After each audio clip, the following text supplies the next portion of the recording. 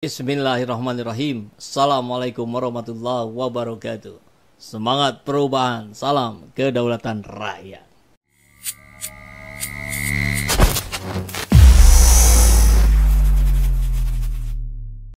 Demokrasi, hak politik setiap orang, setiap menteri sama saja. Yang paling penting presiden itu boleh loh kampanye. Presiden itu boleh loh memihak. Boleh. Tapi yang paling penting waktu kampanye tidak boleh menggunakan fasilitas negara. Boleh, Pak. Kita ini kan pejabat publik sekaligus pejabat politik. Segini nggak boleh berpolitik, nggak boleh. Menteri juga boleh. Gimana? Itu saja. Yang mengatur itu hanya tidak boleh menggunakan fasilitas negara. Itu aja. Maka hari ini kami menggugat. Dan lebih dari sekedar kecurangan dalam setiap tahapan pemilihan presiden yang baru lalu. Yang mengejutkan bagi kita semua adalah benar-benar menghancurkan moral adalah menyalahgunakan kekuasaan. Saat pemerintah menggunakan segala sumber daya negara untuk mendukung kandidat tertentu, saat aparat keamanan digunakan untuk membela kepentingan politik pribadi, maka itulah saat bagi kita untuk bersikap tegas bahwa kita menolak semua bentuk intimidasi dan penindasan. Kita menolak dibawa mundur ke masa sebelum reformasi, kita menolak pengkhianatan terhadap semangat reformasi. Kami menggugat sebagai bentuk dedikasi kami untuk menjaga kewarasan, untuk menjaga agar warga tidak putus asa terhadap perangai politik kita, dan untuk menjaga impian semua warga negara tentang Indonesia yang lebih mulia. Dan bagi kami, ini impian yang harus kita kejar, agar setiap langkah kita meninggalkan jejak tak terlupakan bagi masa depan yang lebih baik. Pak Jokowi bicara. Di sebelah kanannya ada Pak Prabowo. Presiden boleh kampanye. Presiden boleh memihak. Ya Allah. Saya yakin kawan-kawan kita yang memilih Jokowi karena nilai-nilai yang diusungnya menyesal memilih dia. Kok bisa-bisanya dengan telanjang bulat, capek kali Backstreet ya, pakai jalur belakang. 20 hari jelang pencoblosan, Jokowi mengatakan presiden boleh kampanye, presiden boleh memihak. Di sampingnya Pak Prabowo. Nggak ada Pak Ganjar, nggak ada Pak Anies. Ini terlalu telak. Ada alasannya. Nanti kita lihat alasannya. Tapi alasannya juga alasan yang sungguh, kalau bahasa debat kemarin itu receh. Ada pengaduan soal, ditulis ya Prof, nanti lupa. Ada pengaduan yang berkaitan dengan kampanye yang dilakukan oleh menteri. Nah, pengaduan itu dilaporkan ke Bawaslu. Tapi oleh Bawaslu itu tidak diselesaikan. Ada yang tidak diselesaikan dan ada yang diselesaikan. Atas dasar itu kemudian diajukanlah ke DKPP tindakan Bawaslu yang tidak memenuhi kewajibannya seutuh-utuhnya itu. DKPP kemudian membuat putusan, tapi putusannya itu dibuat setelah proses kampanye selesai dan dinyatakan bahwa menterinya, sebut saja Zulkifli Hasan, telah melakukan pelanggaran mengenai kampanye, mengenai cuti kampanye, dan putusannya hanya menegurnya saja. Dalam perspektif keahlian saudara saksi, bagaimana saudara ahli, bagaimana dengan putusan yang seperti itu yang sama sekali tidak mengubah bahwa telah dilakukan kampanye bansos berulang-ulang kali? Itu bagian yang pertama. Yang kedua, tadi sudah sangat dikemukakan dengan sangat baik soal diskresi. Diskresi ini selalu dijadikan dasar dan dibuat menjadi bagian yang lazim dilakukan oleh teman-teman di KPU. Dan surat edaran yang dibuat untuk menindaklanjuti putusan KPU itu, tadi disebutkan tidak boleh dijadikan dasar sebagai diskresi. Kalau itu dijadikan sebagai dasar diskresi dan dipaksakan itu, apa akibat hukumnya? Apakah diskualifikasi terhadap calon-calon tertentu yang tidak memenuhi syarat itu bisa dilakukan? Terima kasih.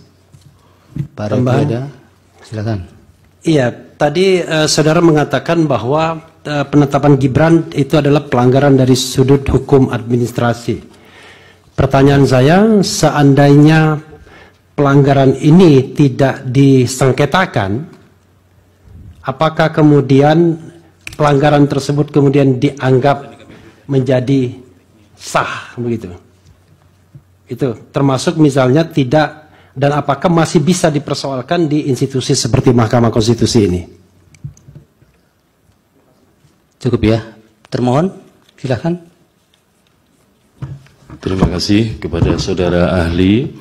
Sebelum kami mengajukan pertanyaan, akan kami bacakan rumusan pasal di dalam peraturan KPU nomor 19 tahun 2023 tentang pencalonan serta pemilu presiden dan wakil presiden. Menyesal ya pilih dia? Ya pasti menyesal. Tanpa malu dan rasa bersalah, Pak Jokowi mengatakan presiden boleh kampanye, presiden boleh memihak. Ini gimana caranya ini? Habis sudah, gak usah ada pilpres kalau begitu. Langsung lantik aja. Hemat biaya pula. Suka-sukanya Pak Jokowi ini yang kemudian bikin tepok jidat rakyatnya sendiri. Harusnya rakyat itu dicerdaskan. Kan salah satu tugas pemerintah adalah mencerdaskan rakyat. Bukan dibodohi. Apalagi dibodoh-bodohi. Dianggap seolah rakyat itu bodoh, gak ngerti, gampang dikibulin. Enggak. Bahkan dibanding 5 tahun yang lalu, hari ini tidak lagi bisa. Rakyat kemudian dengan pendapat yang mencelak-mencelet, tempo hari bilang harus netral, lalu pejabat harus netral. Udah saya tidak akan netral. Udah presiden boleh memilih, boleh memihak. Ya secara pribadi ya. Tapi kalau Anda turun berkampanye sebagai jurkam, degradasi dong. Satu itu. Yang kedua, kan alasannya disebutkan apa? Yang penting tidak menggunakan fasilitas negara. Gimana caranya? Bagaimana caranya seorang pejabat negara, terutama presiden, kampanye tanpa menggunakan fasilitas negara? Gimana caranya? Bung, 24 jam sehari, 7 hari seminggu, namanya presiden, wakil presiden, itu dikawal pas pampres. 1 kali 24 jam.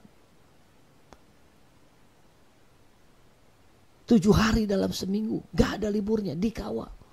Itu yang bayar pas pampres siapa itu? Negara.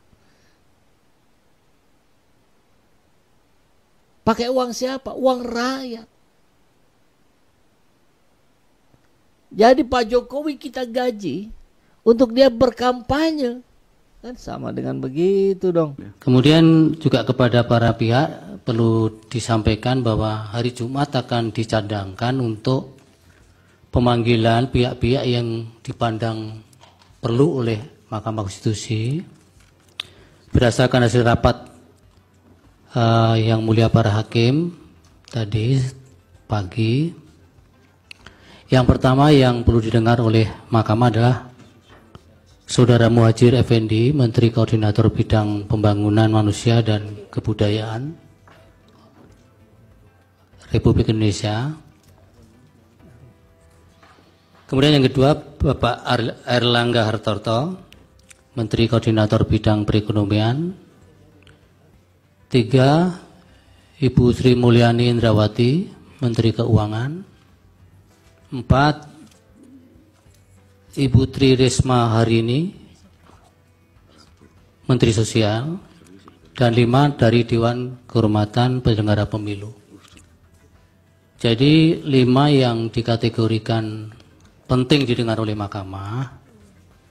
Ini bukan berarti Mahkamah mengakomodir permohonan pemohon 1 maupun 2, karena sebagaimana diskusi universalnya kan badan peradilan yang menyelenggarakan persidangan yang sifatnya interpartes itu kemudian nuansanya menjadi keperpihakan kalau mengakomodir pembuktian-pembuktian yang diminta oleh salah satu pihak.